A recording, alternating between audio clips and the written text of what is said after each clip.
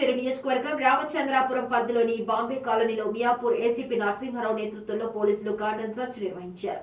కాలనీలో తిరుగుతూ వివరాలు సేకరించారు. సెర్చ్ లో సరైన పత్రాలు లేని 16 ద్విచక్ర వాహనాలు పట్టుకున్నారు. ఒక బెల్ట్ షాప్ పై నిషేధ గుట్కా అమ్ముతున్న షాప్ లో గుట్కా ప్యాకెట్లు స్వాధీనం చేసుకున్నారు.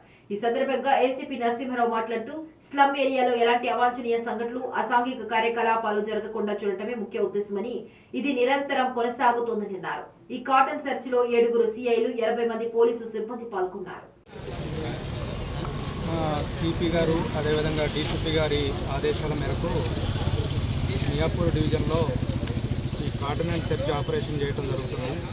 ఏదైతే కొద్దిగా స్లమ్ ఏరియాస్ ఉన్నాయో, ఈ మైగ్రెంట్ లేబర్ ఎక్కడైతే పనిచేస్తున్నారో ఆ ఏరియాలో ఏమైనా ఇల్లీగల్ యాక్టివిటీస్ జరుగుతున్నాయని చెప్పి ఈ నెంబర్ లేని వెహికల్స్ గురించి కానీ, అదేవిధంగా ఈ బ్యాన్డ్ ఏమైనా ఇల్లీగల్గా అమ్మే గుట్కా గురించి కానీ, సిగరెట్ల గురించి కానీ, అదేవిధంగా బెల్ట్ షాపుల గురించి